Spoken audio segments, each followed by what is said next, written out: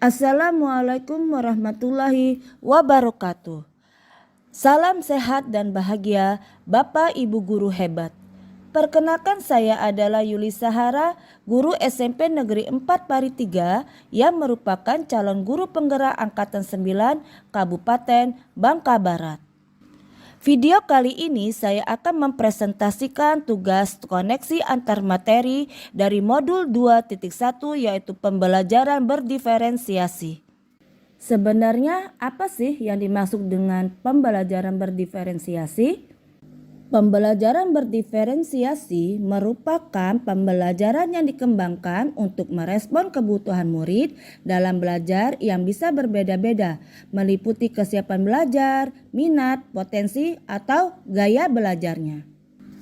Dalam pembelajaran berdiferensiasi, siswa diberikan pilihan-pilihan yang bervariasi dalam hal materi pembelajaran, metode pengajaran, dan penilaian. Masih bingung? Yuk kita simak video berikut ini. Seperti yang telah kita pelajari pada modul sebelumnya, Ki Hajar Dewantara telah menyampaikan bahwa maksud dari pendidikan adalah menuntun segala kodrat yang ada pada anak-anak agar mereka sebagai manusia maupun anggota masyarakat dapat mencapai keselamatan dan kebahagiaan yang setinggi-tingginya. Sebagai pendidik, kita tentu menyadari bahwa setiap anak adalah unik dan memiliki kodratnya masing-masing.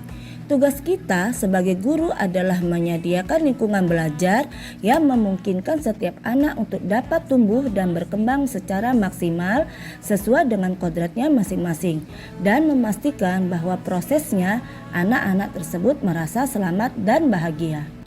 Kita harus sadar, setiap murid yang duduk di kelas kita adalah individu yang unik dan ini harusnya menjadi dasar dari praktik-praktik pembelajaran yang kita lakukan di kelas dan di sekolah, serta menjadi kerangka acuan saat mengevaluasi praktik-praktik pembelajaran kita. Pembelajaran berdiferensiasi adalah usaha guru untuk menyesuaikan proses pembelajaran di kelas untuk memenuhi kebutuhan belajar individu murid. Melakukan pembelajaran berdiferensiasi bukanlah berarti bahwa guru harus mengajar dengan 32 cara yang berbeda untuk mengajar 32 orang murid.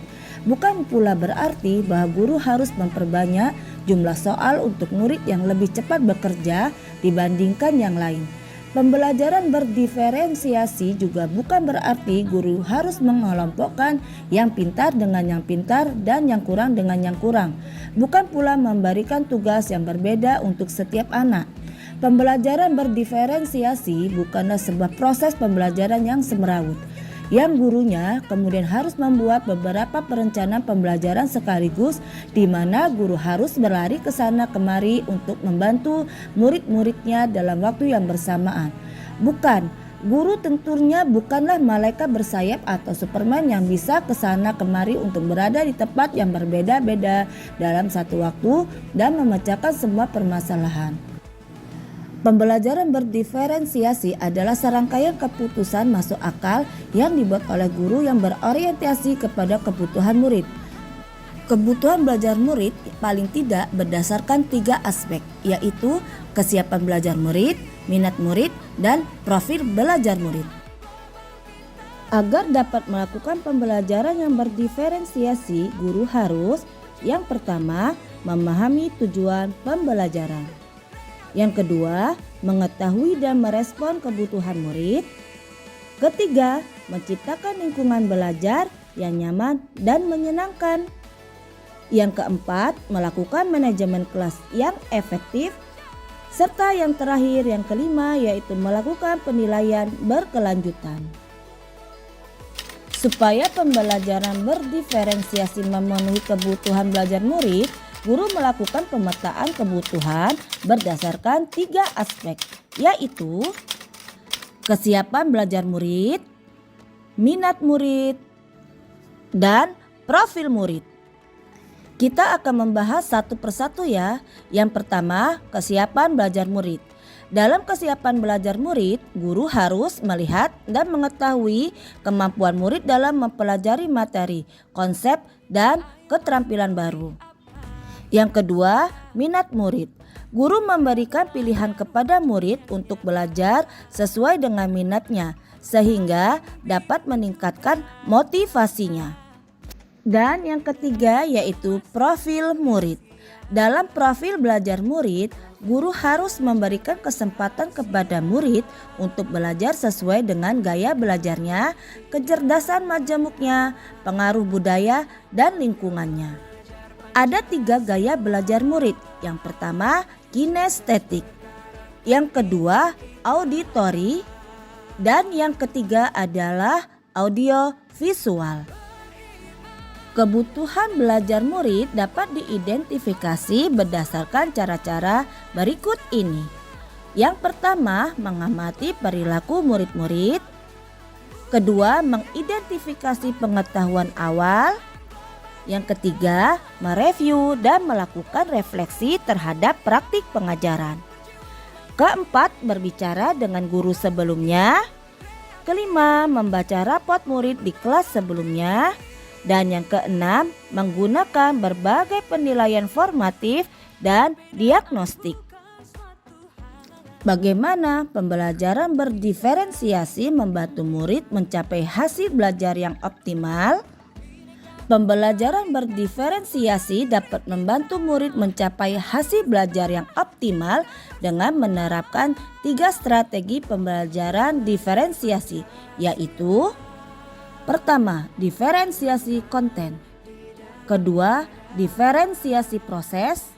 Dan yang ketiga, diferensiasi produk.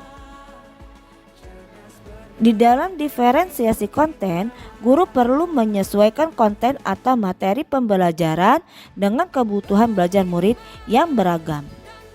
Sedangkan diferensiasi proses merupakan proses belajar yang bervariasi disesuaikan dengan kebutuhan murid.